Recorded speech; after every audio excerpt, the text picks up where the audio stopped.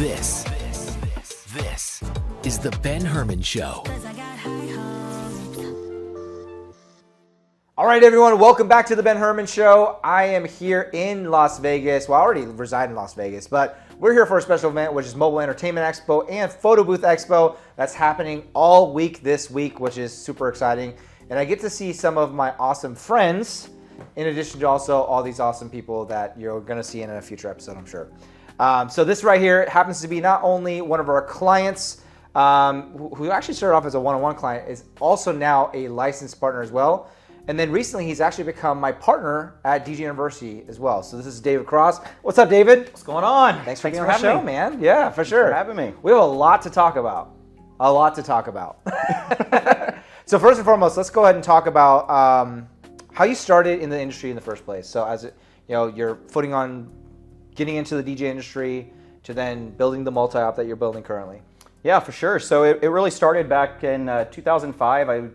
Same type of story that most people have. Start DJing for family and friends, and so I had a wedding that they just wanted some speakers to be able to put up and be able to play some music, and so I was like, oh, I got this. And from there, started getting said that, hey, you have kind of a song for every type of moment, and I started really wanting to dive a little bit more into learning about mixing and how things there go, and so started growing from having a computer that was sitting, it's always been a MacBook, but I had a MacBook sitting there on a table sitting out, and just some cheap little spinning lights, and was like, okay, I'm gonna rock some cool little house parties here, and then did that as a hobby for a while, and then decided that, hey, you know what, like, I'm getting asked a lot more for being able to do it, let's go ahead and go official. And so started as a part-time DJ, got an LLC formed, and went ahead and launched Dynamic Celebrations from there, and things were going well, still had my corporate career going on, and that was where my main focus was. It was definitely where the paycheck was, so I was like, hey, kind of just doing it on the weekends. And then as time just kind of went on, it always was pulling me back of, hey, this is where I want to be able to go. And so when I decided that, hey, you know what, I really want to own my own workplace ethics, I really want to own my own morals and understandings and be able to really just develop my teams, I decided to go ahead and leave my corporate job and went on with a full-time route. Really with no clear plan in sight, just kind of said, hey, you know what, let's just go full force into this. And so burn the boats. Yep, just went straight in, and I think the corporate background helped me to be able to make it through those initial months of being able to make some planning. And then as we started to be able to grow, I had already experienced a little bit with doing some subcontracting with some friends before, and so I was kind of familiar with the multi-op route.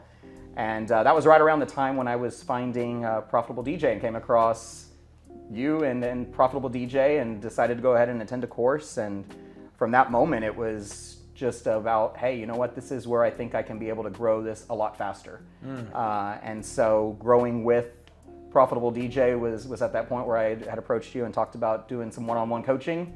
And since a license partnership wasn't available at that time for me, and that led me to go ahead and continue to be able to grow the business, and added on employees at that point and adding on some systems and such from there. And then that just continued to be able to grow. And as we continue to expand in multiple markets and license opportunity came available, and it became a license partner to be able to really just be able to grow at that fastest point, be able to scale a lot quicker. At the end of the day, it's all about surrounding yourself around the people that know what to do best, and those that have already lived through it to be able to help guide you. And so that's what I've been able to do in my journey. Yeah, love it. A very unique journey and a very exciting path that you're on at the moment. The one thing I'm actually curious about is, what was that final straw? Because you had a corporate job, right? Yep. And you kind of started alluding to it where you talked about ethics, that you'd like to run your own company where you can be in charge of the ethics and the moral code there, right? What was that final straw that made you decide to go full-time as a DJ? You know, it was while I was there at the corporate job, was doing great with it, and there was an employee a manager that I had caught stealing. And so I had let her go, worked with HR to make sure it was all legit, got a full confession on camera of her committing to theft for about previous 15 years with the company. So she was a longevity. The company that's embezzlement at that point, right? Yeah, it was bad. However, she was friends with the CEO of the company. It was not a public traded company, it was private. And so it was still very family oriented. And so they were like, she's been here forever, we want to give her another chance. And so there was a lot of just undermining the leadership journey. And was basically you're going to bring her back because we just want to give her a second chance. So that was, for me, was like, I'm not going to compromise my ethics of where I'm like, hey, I was raised to do the right thing. Like, hey, someone's been stealing this long, like we shouldn't give them another chance with this. Definitely, they can go and succeed later on in life somewhere else, but not putting them back with their same team that their team's now heard about this and sees, especially when I had just fired another manager just the previous day for the exact same thing and they weren't willing to bring him back. And so then I called my wife and it said, hey, I'm not happy with this. Like, I think we need to think about whether I want to be here or not. And called my boss and was like, hey, I need some time to be able to think for the next day. I have a lot on my mind right now. And, when you don't treat your teams the right way, even when we're in those moments, you end up having those moments where you yell at your team or something goes off. And that's what ended up happening there at that moment. And I was like, hey, I don't see myself being able to go here the same route anymore. And so wife and I talked and said, hey, you know what, we'll look. And I'm a big man on faith. And so I said, hey, you know what? Let's go ahead and we'll rely on the DJ business. Let's just see. We've never gone full force with marketing. We've never gone and given it 110% all the way. Let's see what happens. Let's do it. And so when I was like 8, I had like a lawn business that I had started and I was full force on that, like growing all the way till 18, had clients I was traveling all over the city to be able to do. And so I was like, hey, that business background's in me. Like the leadership, the training, the development piece is in me. Like I felt that I knew how to be able to do it. And then having the support of family behind it, said like, hey, this sky's not even the limit at this point. Like I can be able to fully control myself, which is what I really think is unique about when you own your company, is that you're in control of everything. You get to make those decisions that impact everyone else's life. So as I hire people on to my company now, it's really about looking back at that and being like, hey man, you're responsible for someone else's life at all times. And it's just a different way of thinking about it. Yeah. What about that solo op that's currently listening to your words right now? It's like, I get it, David. That worked for you because you've got special circumstances and a supportive family and so forth. What kind of advice would you give that person to encourage them if they're thinking about, man, I'm really unhappy with my 9-to-5 or my other career. I'd really like to go full force with this DJ thing. For sure. I would definitely say it's better to progress through a transition than it is to really just jump 100% all the way in, unless you have that support system already created. So luckily for me, I had the family and I was like, hey, we come from a lot of leaders inside the family. Everybody was a manager at something of some way. So I knew we were going to have that support system early on. But I would say for somebody that's like single op right now that doesn't have that, it would definitely be surround yourself around people that are going to be able to help you grow. So get yourself some type of coaching program so that way you know the business the right way and start being able to pull yourself back from your business. Because it's different as a single op, you're doing everything. Yeah, chief everything officer. Exactly. Right. I've heard the quotes before of hey, you wear like the mini hats, right? Like you're just a different hat, different day, right? So when we look at it, it's that same type of thing. Like you want to make sure you surround yourself by somebody that's going to help be able to guide you that's already been there before. Yeah. And just like building a house, it starts with a strong foundation. So like as you learn how to remove yourself from the business, you then also have to make sure that you have systems in place for your team to be able to go and grow. And I think that's that unique piece is that you have to make sure that you have the right CRM, you have the right processes in place. Do you have systems that are going to be able to hold true to your business when you increase your volume? Because when you go multi-op, that's the difference. Is all of a sudden you went from having just a few leads that you could carry and be able to close to now you're multiplying that. And if you continue to grow from different markets, now you're really increasing that level and everything just gets more complex. So in ways, yes, it gets easier, but in other ways it can be harder. So it's really putting yourself in the same group of people that are going to help you succeed. I've said it many times before, being a business owner is one of the loneliest types of careers you can have. Yeah. Because oftentimes, even though you can have the most supportive family, they still don't understand what that day is like as a business owner. Yeah. But when you surround yourself around a community that knows and they're all going through the same things, all of a sudden things become really easy for you. You have that support system. And for me, it was ProfitableDJ. For some, it may be Profitable DJ. For some, it may be something totally different. Yeah. But I would definitely say that's like the starting point. If someone's listening in, watching in, and they're like, hey, you know what, I'm really serious about doing this. I want to go multi-op. I'd say definitely don't listen to all that's out there about like, oh man, you know what, you're not going to have control of your brand. You're not going to be able to do these types of things. You got to learn on your own for those types of things of how to be able to do it. But just take the plunge of at least making that first step of saying, hey, you know what, I'm going to inquire more about this. Yeah. Just as we would ask our clients, hey, let me inquire more about it. If you want a photo booth, if you want a DJ service, inquire more about it.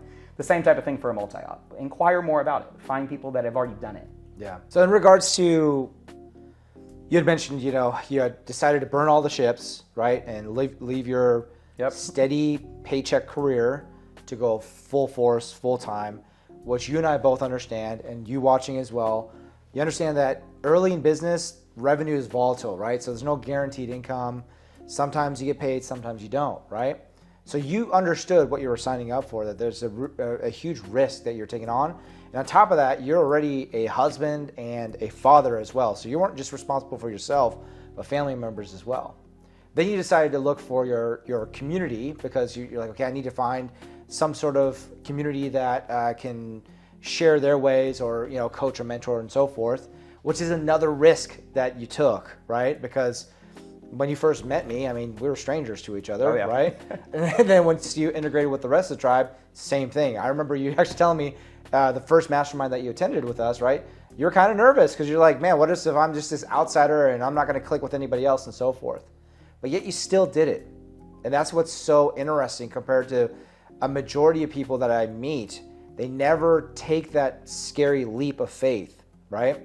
Yes, they do the research, but the research is actually what hinders them from then taking that scary leap. Yeah, what's the difference? I think you said it. You said it in your words, which is faith. Yeah. It was just saying, hey, I know I'm good enough to be able to do this. And I think oftentimes we're our own worst enemies. We try to find any excuse possible to say why we need to wait on doing something, why this won't work, why we need to be able to do it our own way versus just trusting what sometimes does work. Yeah. And so I think when we look in life decisions, we often do the same type of thing. We're afraid to get hurt. We're afraid of what failure is going to look like in the eyes of our family, in the eyes of ourself. Yeah. That it's like, hey, if this doesn't go right, what do I do? And I know for me, it was definitely a lot on me where I was like, hey, we are going to struggle if this doesn't work. There wasn't an option for failure. And I think when you give yourself that idea in your head that says, hey, I'm going to be able to back out of this. If you tell yourself that you already have a backup plan for how to get out of something, you're not fully in it. Yeah. And so that's committed. The commitment level, I think, is where. So for someone that's on that fence and is trying to find ways out, you're probably not at the point yet to be able to go ahead and separate. And it doesn't mean that you're a bad solo op. It just means that it may not be what's there for you at this time. But you really have to look at yourself as a leader, as a person, and go, do you want all the headaches that come with even being a full owner of your business? Yeah. A lot of us own a job. And I know that's been said before and things there is that you own a job. And it's cool. If you like what you do, then you never have to work another day again in your life, right? We've heard that before. Yeah. So it's the same type of thing that once you own a career, you're 100% invested in it.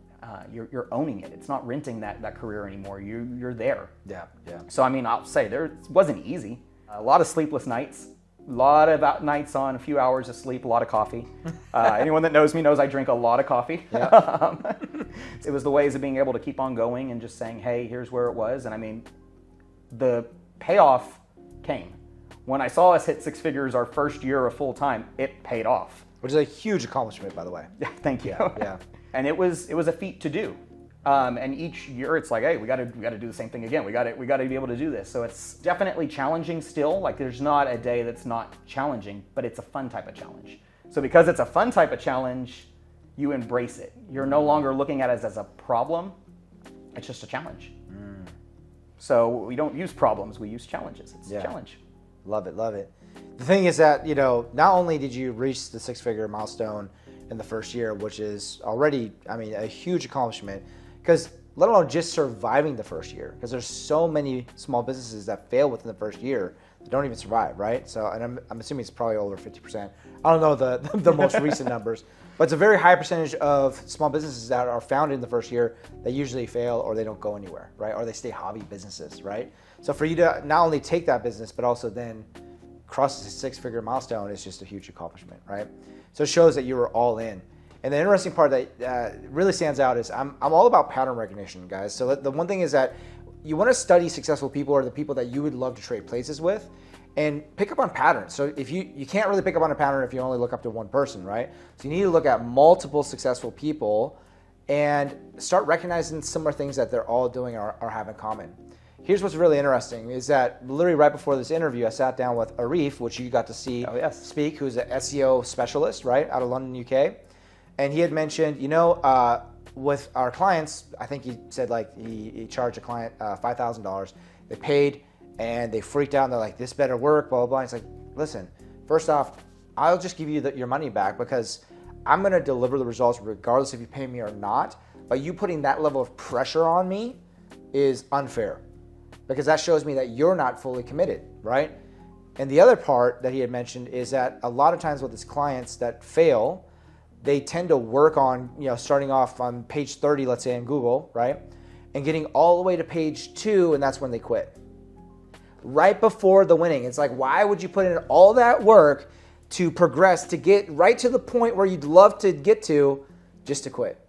Which reminded me of, and I mentioned this actually in the last interview as well. I don't know if you guys have seen the meme of the diamond miner.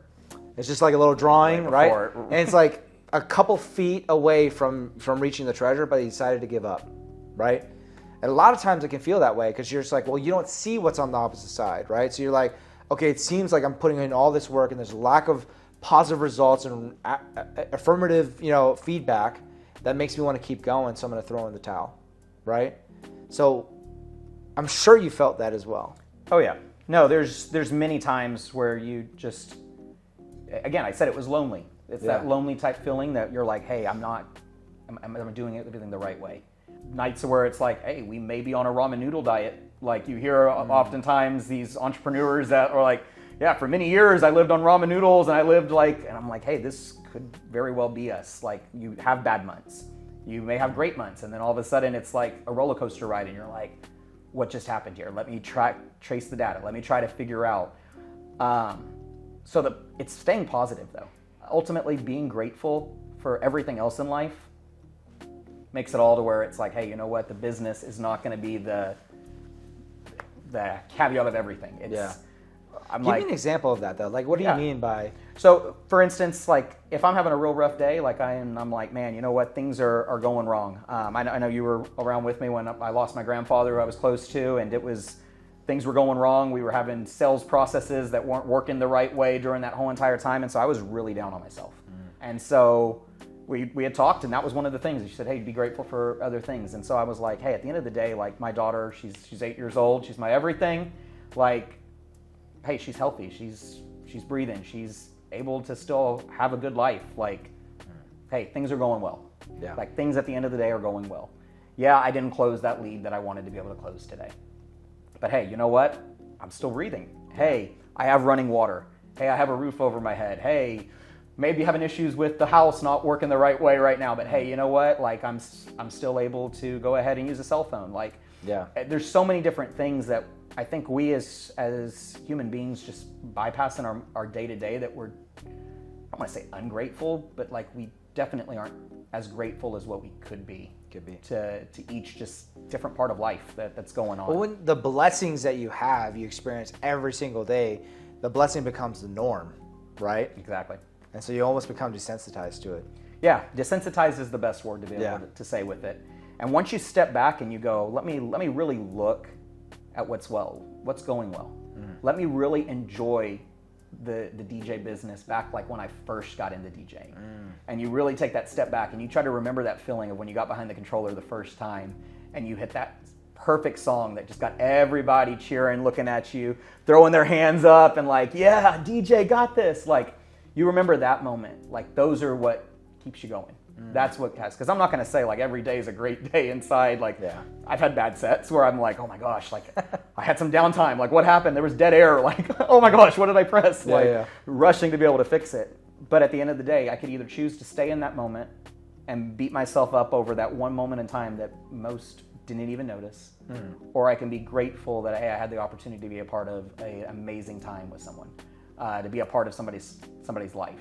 I had heard it in one of the podcasts that I listened to about a wedding venue owner that had said that the day that she stops getting sentimental seeing couples go down the aisle is the day she hangs it up. And I was like, you know what? That's what I'm using as my mission. It's like the day that I don't have sentiment, don't have emotion for hearing about a couple getting engaged, seeing their exchange of vows, seeing them walk down the aisle is really the day that I probably shouldn't be the CEO of the company. Now, don't worry, I'm still actively working my way out of the company, but in a positive way. But if it was a negative way, it would definitely be of, hey, I'm just not, my heart's not in it.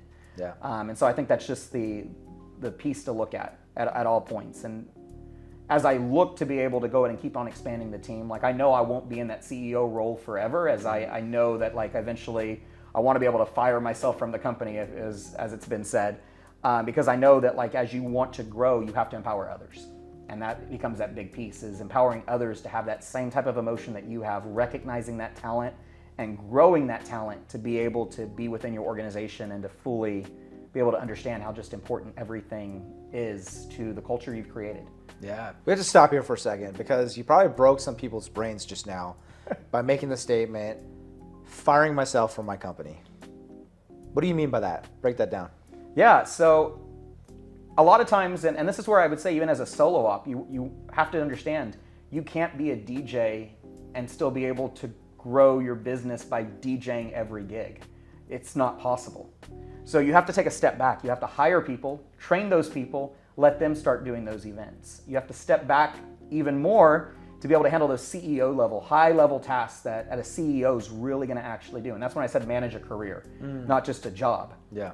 And then once you're at that CEO level, like now you start bringing on high level executive leadership teams in place to be able to pull yourself back out. And it doesn't mean you're leaving the company and you're giving up control, but it means that you're going to go ahead and you'll sit on like a board and just oversee, and you're now going to have less on the day-to-day operations and more on like a quarterly basis. Yeah. And you now entrust a leader to be there for you to really be able to run that day-to-day and to be able to really succeed in the operations of your business. And that's what is really like the cream of the crop. It's the goal there to be able to have.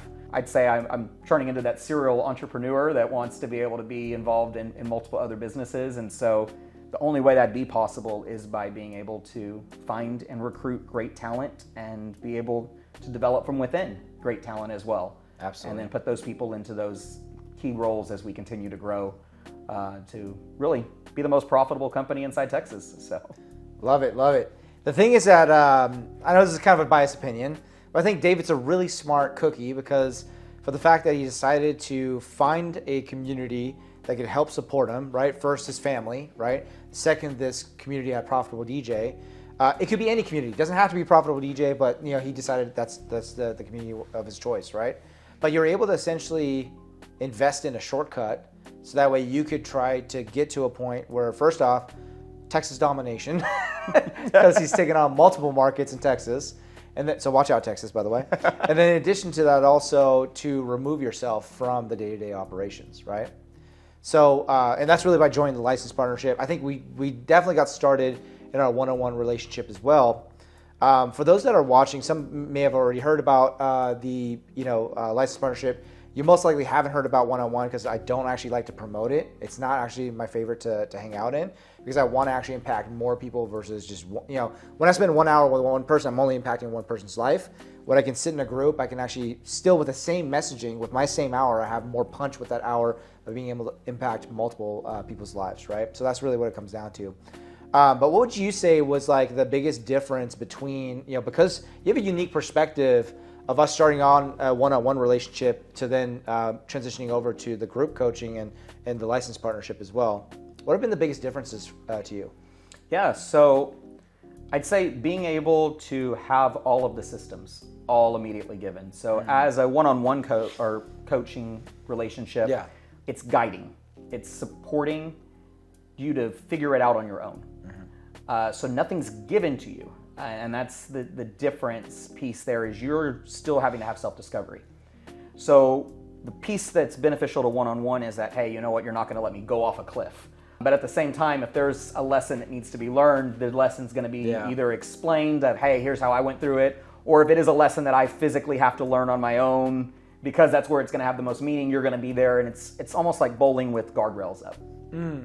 So the ball's still going to make it to the pins, but it doesn't guarantee a strike. Love it. That's a great analogy. That's a great analogy. Licensed partners, on the other hand, is like, hey, we've also went ahead and put those guardrails up, and then we churned them in a little bit more to be able to hit. You still may miss and you may not strike, because if you don't follow still the way we're telling you to throw the ball, the ball may jump and you may go over to the next lane. Exactly. But if you follow everything that's being said, like, hey, we're really giving you the tools to be able to be successful. And so all of that's given. And so then you're looking, and you really have that guidance to be able to follow through and know, hey, this is really where I'm looking at step 1 to step 10. And now, hey, I need to hire people. Okay, I have a hiring system. Hey, these things are already rolled out. Where a lot of that I was having to build on my own. And those were those hours that I talked about at night spending, was me building systems on my own. And because I knew... He literally pulled all-nighters, by the way. Lots of coffee. Lots of coffee. Yeah. And knowing that I was like, hey, I wanted to scale quickly, because I knew, based on the data, I knew we were scaling quicker than what most single op to multi-op scroll in their first year. Absolutely. And I went, there's no way we will be able to continue this through a busy wedding season, through a busy holiday season, if we don't have the system. So I knew I was developing those, but as a licensed partner, those systems are there. Those systems are optimized. They've been tried, they've been tested.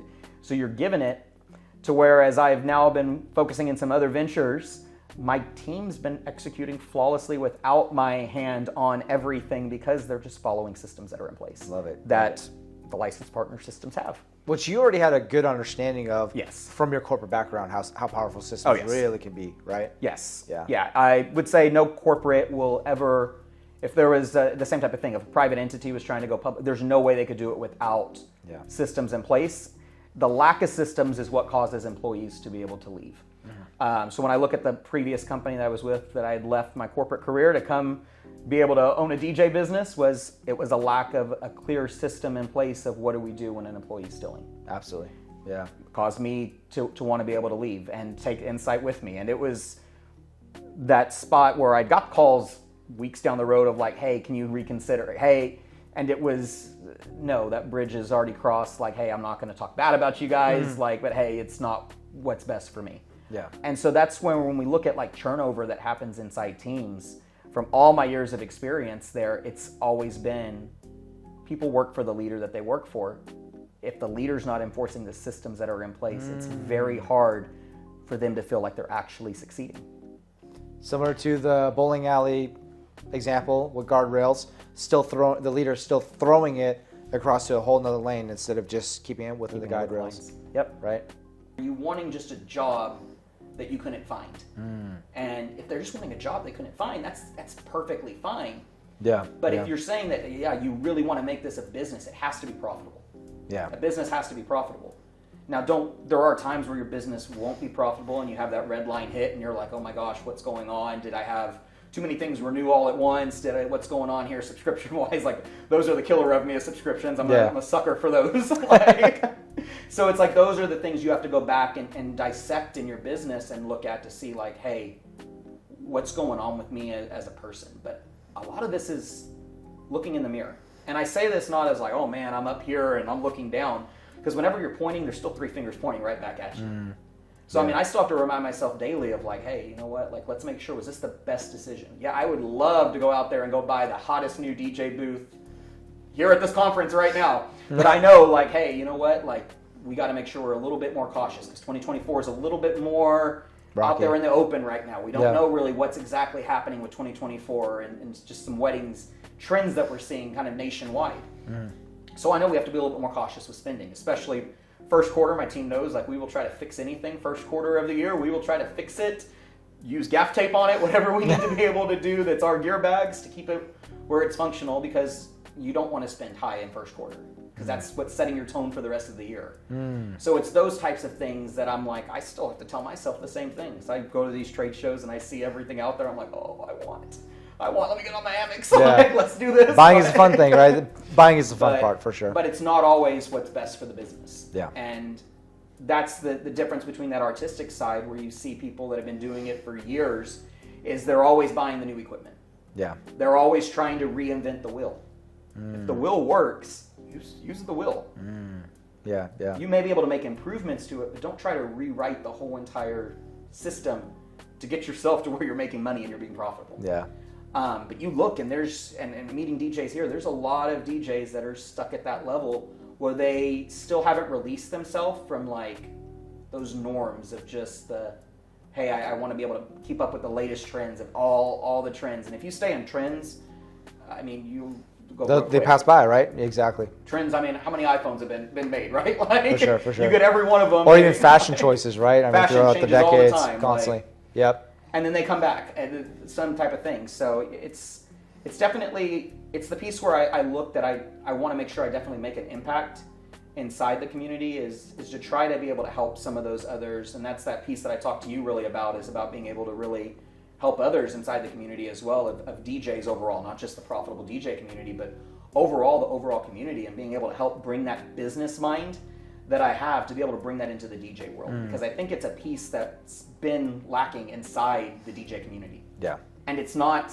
most people aren't born with the talent of how to manage a business. That's a skill set that's learned over time.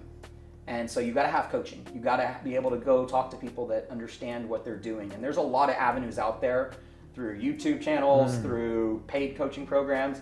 There's a lot out there, and there's a lot to filter through. And that's, I think, the biggest challenge is filtering. And that's why I'm such an advocate for finding someone that can help you get the results quicker. Yeah. Who you think's the right fit. Let's touch on that. So, in your opinion, what's the biggest difference between YouTube University, just going down a YouTube rabbit hole, listening to binge listening to podcasts and audiobooks, or even reading books, right? Versus integrating with a coaching platform or a one-on-one coaching platform, coaching community? What are the big differences that you have found, and how has it made a difference for your life? Yeah, so I definitely have done all different types of coaching avenues to be able to learn how to DJ. I'm self-taught, so I definitely had utilized Crossfader University was who I had went through the first bit through. I used YouTube videos to be able to go through, to be able to learn the skills. It's like coffee. So, because again, I like coffee, and we're just going to talk about coffee. I'm a coffee connoisseur too, so you're preaching to the choir. Perfect. So Starbucks has a cup of coffee. McDonald's has a cup of coffee. Chick-fil-A has a cup of coffee. All three of those coffees are all different, but they're all coffee. They all have caffeine. They all have coffee beans inside of them. Yeah. But it's the processes behind what makes a Starbucks coffee taste so good with how they do it, right? So I know you like espresso. I like espresso as well. There's how many taps that you tap. I can't get my espresso to taste anything like what they can get to make it at Starbucks. Why? Because I don't know all those processes that they actually have at Starbucks, but Starbucks does it extremely well. When you go to like YouTube, you have a bunch of different cups of coffee. You have access to every type of coffee in the world, but the problem is in order to sample all those, it's going to take a lot of your time, and it's going to confuse your mind, because at some point, we all just start going, oh, they all kind of taste the same. Everything's just the same. Yeah. And so we get burned out oftentimes. Information overload. Right. It's in. We're not sure, is this an industry expert speaking? Is this somebody that understands my market? That's my favorite thing whenever I talk to anybody, and they're like, in my market, it's totally different than this. Right? This and won't work in my I'm guilty market. of it the same way, because Texas, we do things differently out there. We got the y'alls and the cowboy hats. So like, we'll do things totally different. Yeah. But at the same time, like, they do have a point. And so when you're seeing just this sea of anyone can record anything and put it out on the internet. The internet can be a very scary place. That's a line I hear you say often, is the internet can be a very scary place. So when you're really diving into YouTube, yes, you can use it, but it's going to take you a lot longer to find the substance. It's going to take you longer to find that cup of coffee you really like. Whereas if you go through a coaching program that you've got to experience, and you've gotten to connect and talk to somebody about, hey, through like a discovery call, like, hey, is this going to work for us? You've already decided you like that coffee at that point. So you know what you're going to be already expecting to be able to get out. You already see the results, just as like you know that Starbucks typically has a good cup of coffee. Like, it's not going to be the worst cup of coffee. And I know some people are like, no, I would never drink Starbucks. Yeah. But use your coffee example at the corner of whatever street that you like to go to get your coffee. Those types of things. Like there's a recipe that's been built for it. Again, it's a system. There's a system in place. So a coaching program is a system that's built. There's a system built for it. The only way we succeed is by following systems. We as human beings, and this is my training side coming out, we as human beings are not wired to not have structure. When we have lack of structure, we end up more depressed, we end up more angry, we end up with a lack of relationships. Structure is what keeps us being able to go. It's very challenging for yourself if you go the night before and pick out your clothes that you're going to wear the next day, and you lay it out and you've told yourself, I'm going to wear that outfit. The next morning to wake up and be like, I'm not going to wear that outfit now. True. Because we like structure. We long for it. Now, we may say we don't like structure and may rebel against it, but deep down, our brains are wired to want structure. We want systems. Yeah. So we have to reward ourselves with what our brain wants, which is systems. And that's where you can learn a lot through YouTube. You can learn DIY projects all the time. I do them, even though it's probably not the best use of some of my time, but I can do it. I can use YouTube for it, but you're not getting a system. You're not getting a system from it. So I use YouTube more for give me the idea that I need to go ahead and find those experts to be able to find. So like if someone's watching this on YouTube to be able to watch the Ben Herman Show, hey, man, this may connect you to an SEO expert. This may connect you to visit David in Texas, whatever it ends up doing from it. Like, hey, it's able to connect you to where you can get those actual answers to the test. Just the same as if you read a review. And people come to your DJ business. They read a review somewhere. That's what I use YouTube more for. Yeah. In regards to like the one-on-one coaching relationship and the license partnership, with the one-on-one coaching, it's more like you're creating the art versus with the license partnership, you're buying the art. It's already done, right? So it's you're buying the system. Like you're buying the system. Art, you're buying the systems, but you don't lose control of it. Yeah. So it's still yours. Yeah. So it's still like you get to create the art. It's like a coloring page. You have all the lines. You can still choose the colors. Right. You want to make it your own You still. want to make it your own. That's a great example. But it's just there to be able to color it. Where before it was like, hey, you also have to draw the lines to what you wanted. So it's because I don't want someone to think that the license partnership program, it's not a franchise. It's not that you have to be able to have a name of the company attached to it. Like I still have full control of dynamic celebrations. There's nothing that says I have to do all of the systems. I have to do it a certain way. But there's definitely suggestions that are there to be able to, if I want to be successful, here's the systems to apply. Yeah. And so that's that difference point. And I've worked with franchises before, and so I know that that's the difference between it is because your wife is actually my wife works with franchise operators all the time. Yeah. So looking at that's something that's really common is, hey, you know what, you get an owner's manual and it tells you do this, but you got to wear our uniforms and you got to wear our name tags and you got to have our name on your shirt, and you're an owner, you're an operator, you operate under that license that you also have. But it's different to the license partnership to where you get the art given to you, but you get to pick the colors. You're still completely 100% ownership for it. You get to make your own masterpiece. How is it different from like the license partnership from a franchise? That's probably an easier way. Yeah. So franchise, you're given everything for a franchise typically. Yeah. Including this is how we have to be able to train. This is what we want you to be able to do. This is our menu. You have to stick with on this. And I'm going to use fast food as an option there for it. Everybody can relate to that one. Everybody can relate to that one. So you go to a McDonald's, and even McDonald's are franchised out. They have corporate locations as well, but you buy the McDonald's name. You pay for the land. They tell you they're going to help pick the land for this is where we think you're going to be most profitable. Here's where we want you to go. Here's all the systems. Hey, we're going to bring in our trainers to train. We're going to make sure that we hold your hand the entire way. And there's other companies inside the DJ business that do franchise out, and you can be able to own their name, but you can't call it your own name. And that's where you now lost control. You basically paid to be a general manager is what I oftentimes say. Now, of course, when you're a franchise owner of a McDonald's, you really don't care because, everybody stops at a McDonald's at some point in their life and eats there. So they really the brand is... the brand identity is there, so you're not really like that GM. You're going to have teams all underneath you. You're going to be like your own little CEO. Yeah. but you're not making the big business decisions for your franchise either. Yeah. So if there is a price increase, that's from corporate. They're rolling those out for you. They're telling you this is what pricing has to be set up for your market. Hey, this is what you have to be able to do. Hey, you can't just put anything on the menu. We don't do dancing on the cloud, so you can't have dancing on the cloud, and they tell you no. Whereas when you look at a license partnership, you're paying for the system.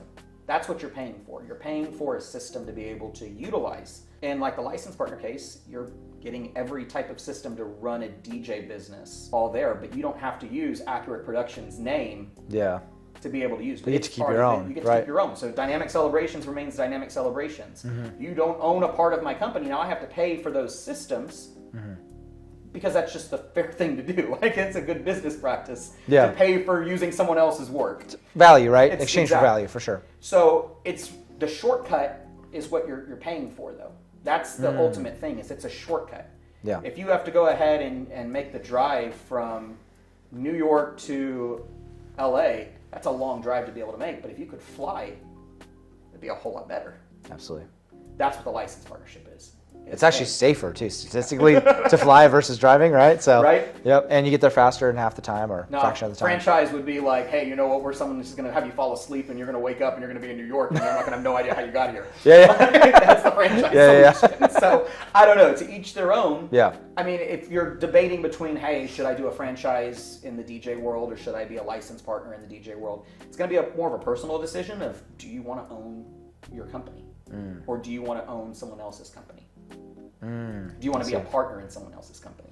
Yeah. Without actually being a partner to where you have an equity share in their company, because most franchise agreements aren't wired that way, that you're going to get equity share out of the company. Yeah. So that's the real big differentiation piece, in my opinion. Gotcha. So speaking of Profitable DJ, from your experience, from the first time that you kind of got involved with us as a one-on-one client, to attending our mastermind. I mean, you've been integrated in this group for not that long of a time. It's been under a year, but you've definitely gotten very integrated, right? To the point where I actually asked you to become a partner of one of my companies, right? So that says a lot, right? Which is really, really incredible. How is Profitable DJ, or just getting to know, not just myself, but actually the tribe as well, because we have a huge, awesome, loving, and caring and supportive community. How has that impacted your life? You know, David Cross, the Cross family, and also Dynamic Celebrations as a business? Yeah, the support piece is just amazing. So to know that, like, hey, if I'm going through a struggle, like, it's easy to be able to rely on a whole group to be able to lift you up. Having a problem with a business that you don't know how to solve at that moment. New regulations come out. Rules and regulations always come out, and they affect multi-ops often because you have teams that employees, you're having employees. Sure. So to be able to post something out that, hey, you don't know about, and be able to have those answers quick, it's really like you have a whole mini like entourage of support, which is, it's just cool to be able to have. So like from one-on-one, like I had you there as support, but now I have a team of like 15 just in their tribe that are there to be able to help bring in. Yeah. And then it's like, hey man, now I have all of these others that are a part of the Profitable DJ community itself. They'll be able to access. It's not like your Facebook groups. It's not where it's like, hey, everything's just being said and just going off, and there's no moderation. There's a lot of ego. And I'll be the first one to say it. The DJ community does have a lot of ego, and there's a lot of pride inside the DJ community. And it's not necessarily a bad thing to be prideful and to be able to be there, but I think sometimes that gets in the way of us wanting to help. And so I think that the Profitable DJs found a safe place to be able to really break down those boundaries and to be able to make it very healthy. So even if my team has questions, I feel comfortable being able to bring my team's questions to the community to be able to ask. And with the licensed partners, it's even that much more vulnerability that can happen because of the 50-mile radius that no one else can be inside that 50 miles there. So now that adds it to where it's just that much better, to where I know my competition's not even here, so I can be even more vulnerable about where my business is at the current moment. Yeah.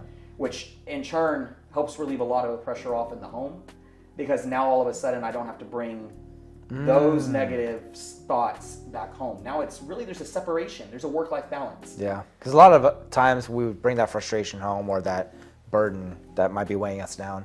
Yeah, and man, why are you up till 4 a.m? And it's like, oh man, you know what? Instead of having to be up till 4, we solved something together as a group. And now I've got to go to bed at 2 in the morning. So 2 hours success. Yeah. Yes. I woke up now more energized the next morning, which put me in a better place for my family. Like that's the type of thing that is the different piece that the licenseship really does in the community of the Profitable DJ overall. Yeah. That you're able to see is it's just quite different. I think what you just brought up, which is really cool, is also how you can actually get recharged from the community, right? Because there's a lot of bantering and joking and camaraderie that happens, right? So a lot of times you may even stay awake till 2 o'clock in the morning because you guys just had a lot of fun BSing too, which helps, right? Oh yes, no, it's not at all one-sided whatsoever. I mean, the last mastermind, you said I was scared, and I'm not afraid to admit that I was scared. It's my first conference I went to. I was scared as a DJ. Yeah. You're going into a room full of people that all have all the answers to everything.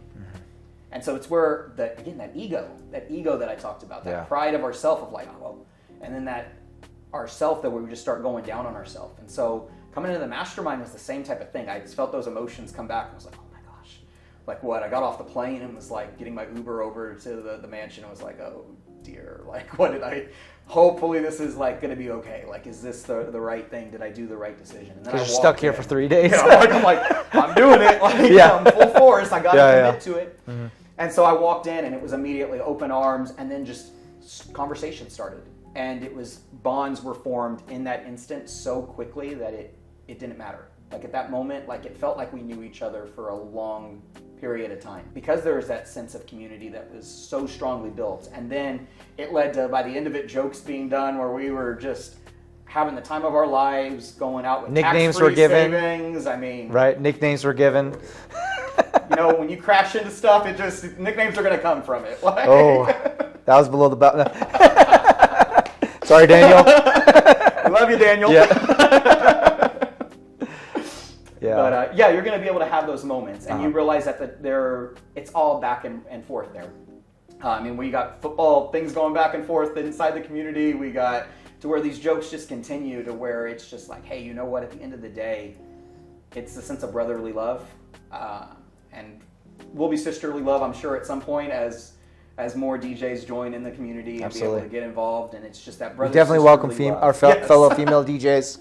Absolutely. Yep. And as it just grows more, it's just that's where you get that sense of brethren that just is all there. That just is like, hey, you know what? This is exciting to be a part of. Love it. And it's exciting to see where the future is going to go. That's the most exciting part. Is you build friendships, you build work alliances to be able to help you in your business, and it's just like, hey, where do we go from here? Yeah. Speaking of where do we go from here, let's wrap up by talking about our future venture together, which is DJ University. Tell the people about what they can expect. Well, DJ University, this is going to be the exciting thing for multi-op owners. And I say multi-op owners, but single op owners, this could actually be able to help you make that commitment to go ahead and say like, hey, I trust my skills enough to be able to move on as well. So not just for multi-ops, but it's really going to be a done-for-you training system that you can be able to go ahead and enroll your teams in. You're going to be able to have them be able to master the skills to be able to be event ready in as little as 12 weeks. And so we're going to be able to take them through, and meanwhile, as an owner, you're not having to invest in building these things out yourself. Or training so one-by-one, right, as well. Or one-by-one training. I mean, I can tell you from doing one-on-one training, like, oh my gosh, that is time-consuming right there. And so DJ University is launching the DJ Framework, and what the DJ Framework does is it does that for you. There's a time-tested system that's already been approved that we know works, that we're able to go ahead and roll out to you to where you can run it on autopilot, to where you can actually develop mentors inside your own team to get them to be able to successfully run training programs for us. I mean, think about how great it would have been, Ben, when you were DJing and you could just go in instantly and be like, hey, log into this portal and it's going to teach you exactly how to DJ the right way for being able to be consistent across the board. So then you hire someone else and now they're the exact same as you. Yep. Because consistency, I talked about. Systems, consistency, that's the most important thing. And that's what we're bringing to you with DJ University. And the framework really is a system, right? It's a training system for your staff. Complete training system for your staff there through everything. which is what's really great, to be able to see that week one you can get your person out there to start already helping out at events because they were trained on a system. Yeah. We have to interrupt real quick. We have to save people because they're about to jump off right now because they're like, you know what? I'm not ready to hire someone. I don't want to hire someone. I just want to stay a solo op. How do we stop this person from leaving this episode right now and sticking around for a little longer to really understand why it might be the best move to hire someone right now? Yeah. So I think when you look at it, it's that fear kicking in. That fear just went off on some of these people watching right now, and they're like, I feel it. Yeah, I'm feeling your tension right now. I'm telling you. Got a little warm all of a sudden. And it's true. It's because we look at multi-ops and look at them in a way that, oh man, that's so high up there. It's so hard to achieve it. Yeah. But it's not. At this moment, I'm going to look right at you and be like, hey, you can do this. You just don't have the systems in place. If you've tried this before, I promise you it's because you didn't have the right systems in place. Systems make the solution to those challenges I talked about. That's the difference. The other thing also that comes to mind right now is most likely you're thinking, well, I'm the best DJ. I am so skilled and talented. I'm naturally talented at this DJ thing. The thing, I hate to break it to you, we're not that special, right? This is a learned skill that we all picked up. There's no natural talent involved. Even if you're an awesome MC, it was still a skill that you honed and just, trained on and smoothed out and developed over time, right? So all of this can be taught to another person. I remember being there though. I remember being there where I thought, because I dedicated years of my life into really learning how to become a pretty awesome DJ, right? I don't mean to brag or anything, but I definitely knew how to beat juggle and scratch and do all the cool tricks as well, right?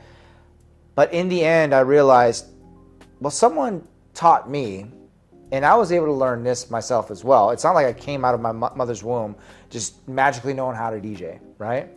If I can learn it, can I teach someone else, and can't someone else learn it as well? And by you doing that and passing on that knowledge forward, you're actually empowering that person's life. And by doing that, you're actually empowering your life as well because you're actually buying your time back at that point in time. And you're giving your life meaning.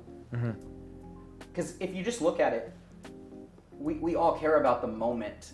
That's why we like DJing. We like the endorphin hit we get from seeing crowds have fun. Yep. It's why DJ competitions are so much fun for us DJs to go watch because we get endorphin hits constantly from seeing it. But you know what's even a better endorphin hit? When you can see 5 other DJs that now learn directly from you, and you've empowered them to be able to grow, and they now have skills to be able to go ahead and teach others, and they develop into their own self. When you get to that point, that's when you get these endorphin hits that are like unlike any other. Yeah. Because now you see yourself actually building a legacy that's going to live on. Because let's face it, we're all going to pass away at some point. Like, not to be morbid here, but we were all born to die. Like, we all are going to die here at some point. But what could continue on is, hey, that 18-year-old, we just got on board and we started to go ahead and venture into a multi-op. And we taught them. And now they go and grow with us, and they become our operations manager, and we now have others, and now they are now running the company for us, and then we go on, and they now have their own company later on in life that they've now created, and we are long gone, but it's now generations and generations. And this could even be our own kids inside. I always say my 8-year-old's going to be set up because I'm like, she has a DJ business. Love it. That she's going to be able, and she's already playing around on the desk, on the ones and twos. She's got this. But like, it's that piece that like, you can empower so many others to really be able to make an impact. But you have to be willing to take that first step and make the impact yourself. Oh, it's coming full circle. Take a leap of faith. Yeah. You got to have that faith, right? Faith from day one. Yeah, absolutely. Well, I really love this conversation, David.